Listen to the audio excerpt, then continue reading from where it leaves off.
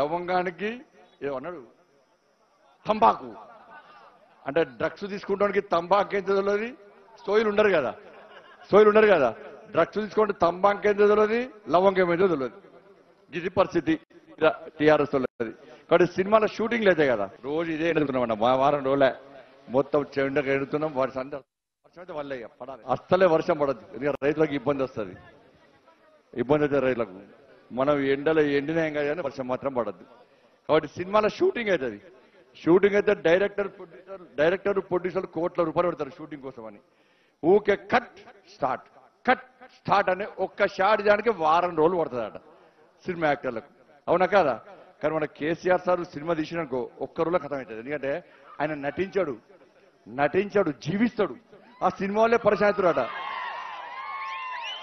ఆ సినిమా వాళ్ళే పరిశాంతురాడు సినిమా వాళ్ళు ఏమంటారంటే అరే మా హీరోయిన్లకు మా విల్లన్లకు సినిమాలను నటించమంటే ఇన్ని కోట్ల రూపాయలు వేసెత్తున వీళ్ళు నటిస్తలేరు ఇక కేసీఆర్ సార్ చూడు ఎంత మంచిగా నటిస్తాడు జీవిస్తాడు దీక్ష దొంగ దీక్ష చేసినా కూడా నేను నిజంగా దీక్ష చేసినా నమ్మించిండు అవునా కాదా మంచి మందు తాగిండు జ్యూస్ తాగిండు కానీ అందరు ఏమంటారు కేసీఆర్ తెలంగాణ సాధించాడు కేసీఆర్ పోటుగాడు కేసీఆర్ తోపుగాడు కేసీఆర్ పీకుడు గాడు అనుకుంటారు అందరు అవునా కాదా ఢిల్లీ పోతాడు దీక్ష చేసినాడు ఢిల్లీలో ఏం చేసిండో మనకి ఏం తెలియదు పేపర్ వాళ్ళు రాస్తారు టీవీలో చూపెడతారు అవునా కాదా వాడు సినిమాలు అనుకుంటారట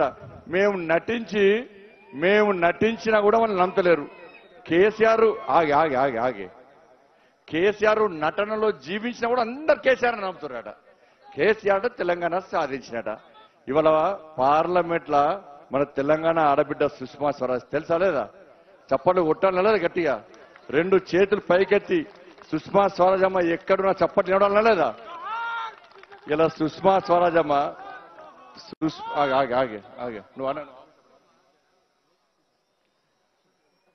ఇలా సుష్మా స్వరాజ్కి అమ్మ తెలుసు కదా కేసీఆర్ సార్ తెలంగాణకు ఆడబిడ్డ అన్నాడు ఇప్పుడు గుర్తుంచుకుంటాడా ఆయన ఎవరిని గుర్తుంచుకోడు ఆయన గుర్తొచ్చేది ఆయన బిడ్డ ఆయన కొడుకు ఆయన అల్లుడు ఇంకో ఆయనే అలా మనవడు ఇంకోటి గుర్తొచ్చు వేరే వాళ్ళు గుర్తున్నారు సార్కు సుష్మా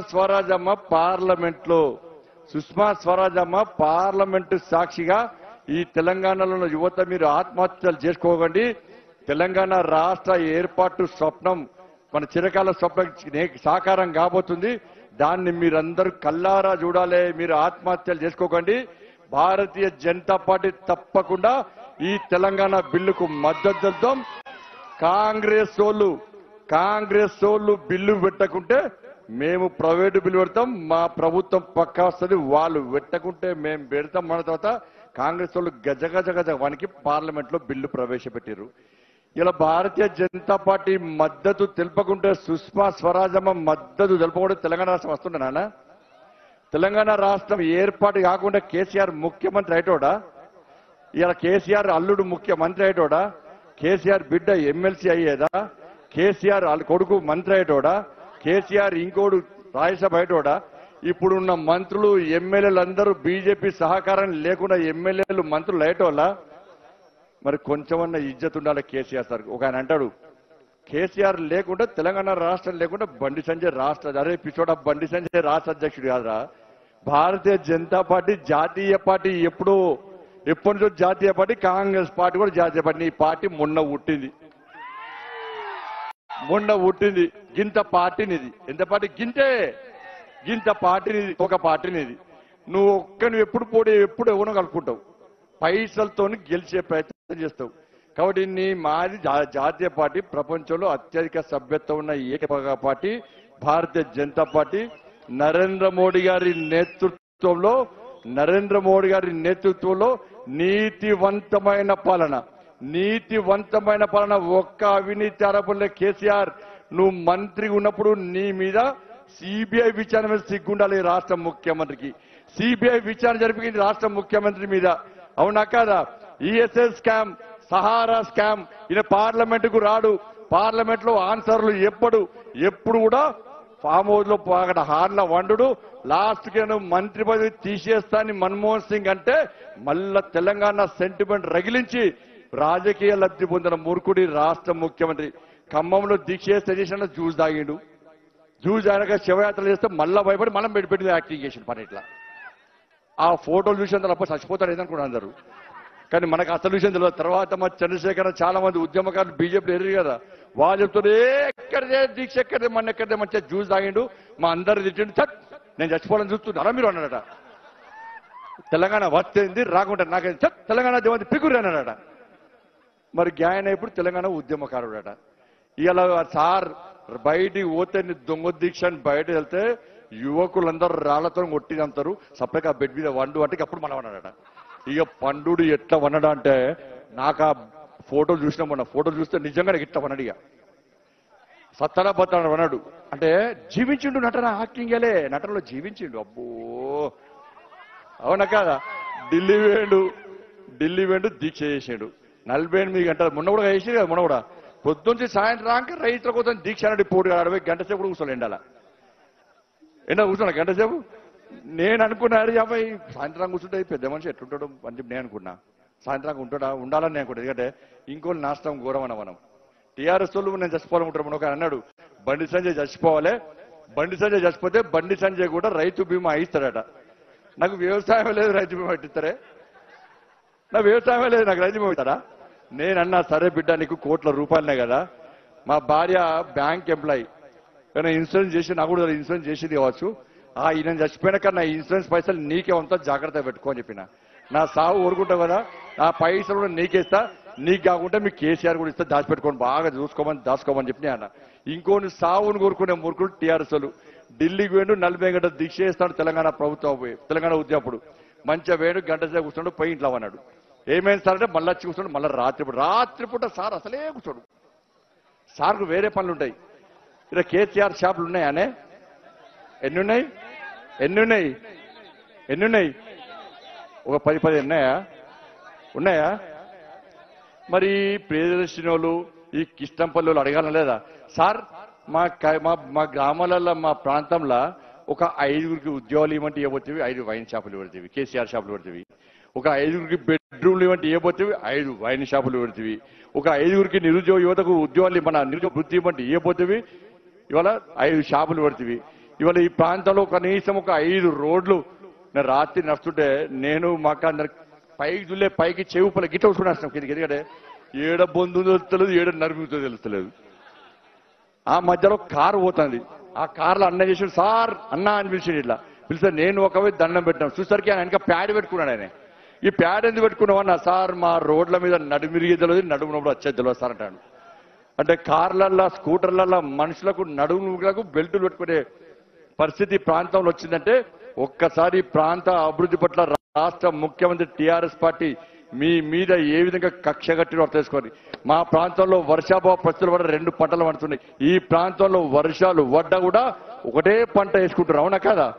2 పంటలు ఒక పంటనా. పేరుకు మాకు జూరాల ప్రాజెక్టు మేము నీళ్ళు ఇచ్చినాము, నేనే భగీరథుని అని చెప్పి రాష్ట్ర ముఖ్యమంత్రి రాంగా ఫ్లెక్స్లు కట్టాడు సిగ్గుండాలి కొంచెం అన్న.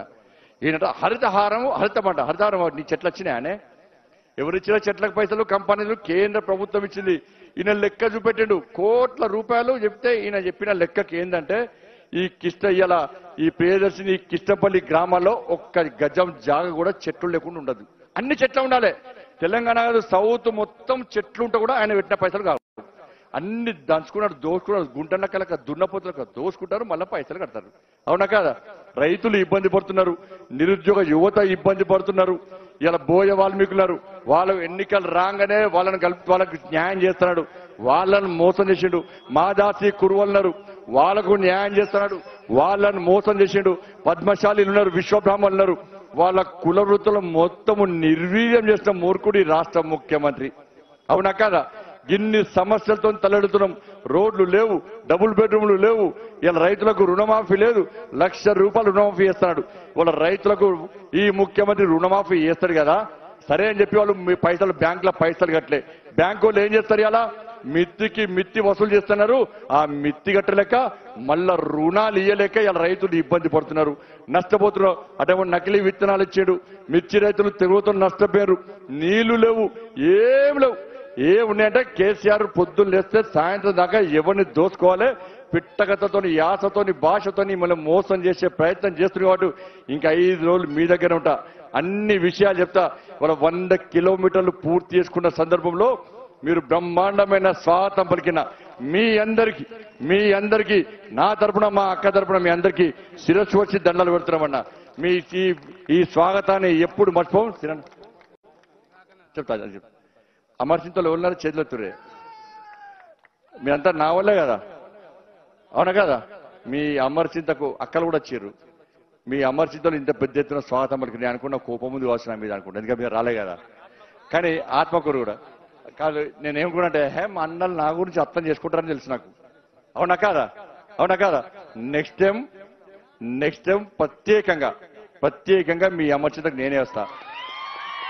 అప్పుడు ఎటు తిరిగా ఆత్మకూరుకి వస్తా, అమర్చింతకు వస్తా. ఒప్పుకుంటారు కదా? మీరు ఏం చేయాలంటే మీ అమర్చింతలో ఆత్మకూరులో ఏం చేయాలంటే ఈ 5 రోజులు 6 రోజులు మీరందరూ రోజు వచ్చి పనిచేయాలి. చేస్తారు కదా పక్కా. కాబట్టి అనేక సమస్యలున్నాయి, ఇంకా ముందు మాట్లాడతా, అన్ని విషయాలు మాట్లాడతా. కాబట్టి దయచేసి ఇంత పెద్ద స్వాగతం పలికే మీ అందరు కూడా ధన్యవాదాలు. జైనింగ్స్ ఉంటాయి. తర్వాత పాదయాత్రలో దయచేసి ఒక విషయం గమనించాలి. ఎందుకంటే ఇవాళ కొత్త జిల్లా ప్రారంభం, కొత్త నియోజకవర్గం ప్రారంభం అవుతుంది. కాబట్టి ముందు రాష్ట్ర అధ్యక్షులు అరుణక్క గారు, ఈ యొక్క జిల్లా నాయకులు, అసెంబ్లీ నాయకులు ముందలు నడుస్తారు, వెనకాల మనం వెళ్ళాలి. ఎడం వైపుకెళ్ళి కుడి వైపుకెళ్ళి అధ్యక్షుని దాటి ముందు పోకూడదు. ఒక క్రమ పద్ధతిలో క్రమశిక్షణతోని యాత్ర వారి వెంట నడవాలి, వారి వెనకాల మనం అనుసరించాలి. దయచేసి ఇక్కడికి విచ్చేసిన అందరూ గమనించాలి. అన్న రైతులు చేస్తా 5 రోజులు టైం ఉన్నాయి, మీతో 5 రోజులు రోజు అన్ని ఎప్పుడే, అవునా కాదా? అన్నా నేను వచ్చింది దేనికోసం అంటే మీ అందరి సహకారంతో, మీ అందరి ఆశీర్వాదంతో ఇక్కడ ప్రజలను కలవడానికి వచ్చిన, అవునా కాదా? మీరందరూ నాకు సహకరించి నా వెనుక ఉంటే, నాతో నడిస్తే నేను ఇక్కడ ప్రజలందరూ కనీసం దండం పెట్టుకుంటూ పోతా. ఎందుకంటే ప్రజలు కష్టాల్లో ఉన్నారన్నా, ఆపదలో ఉన్నారన్నా, ఇబ్బంది పడుతున్నారు. కనీసం వాళ్ళకి దండం పెడితే అరే భారతీయ జనతా పార్టీ మీకు అండగా ఉందని ఒక భరోసా వాళ్ళకి వస్తుంది, అవునా కాదా? ఈ ప్రజా సంగ్రామ యాత్ర, అందుకే మొదటి ప్రజా సంగ్రామ యాత్ర పూర్తి చేసుకున్నప్పుడు ఏం చేసినామంటే ఉచిత విద్య, ఉచిత వైద్యం పేదోళ్ళకి అందిస్తామన్నాం, అన్నాం లేదా? ఈసారి నేను పోతుంటే వాళ్ళ సమస్యలు తెలుసుకోవాలి, ఆ సమస్యలు తెలుసుకోవడం కష్టం కాబట్టి అందరు దయచేసి సహకరించండి. రాత్రి మీ అందరితో పక్కా సెల్ఫీ దిగుతా సెల్ఫీలు.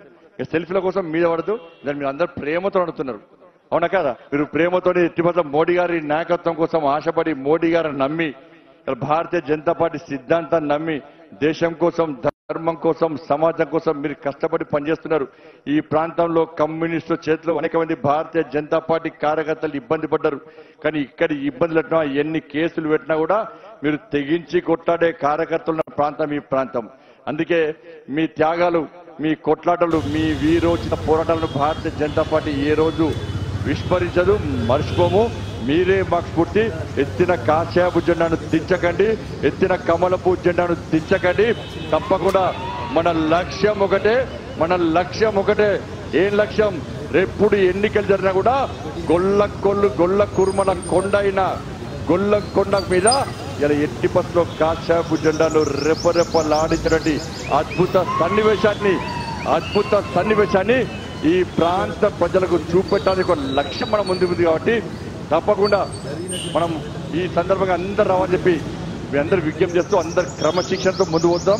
పెద్ద ఎత్తున కార్యకర్తలు తలొచ్చారు. మీ అందరికీ హృదయపూర్వక ధన్యవాదాలు. రైతు సమస్య చెప్తాను, ఇక టైం 5 రోజులు టైం ఉన్నది. ఎక్కడికి పెట్టలేదు చెప్పి ఆల్రెడీ చెప్పిన మళ్ళీ తప్పకుండా చెప్తాను. అందరికీ ధన్యవాదాలు. హాయ్ ఫ్రెండ్స్, మా టుడే టుమారో యూట్యూబ్ ఛానల్ చూస్తున్నందుకు చాలా థ్యాంక్స్. మరిన్ని లేటెస్ట్ వీడియోస్ కోసం వెంటనే సబ్స్క్రైబ్ చేయండి. అలాగే ఈ బెల్ ని కూడా రింగ్ చేసేయండి. మా నోటిఫికేషన్స్ అన్ని మీ మొబైల్లో వస్తాయి. అలాగే మా వీడియోస్ మీకు నచ్చితే లైక్ చేయండి, షేర్ చేయండి, నచ్చకపోతే కామెంట్ చేయండి.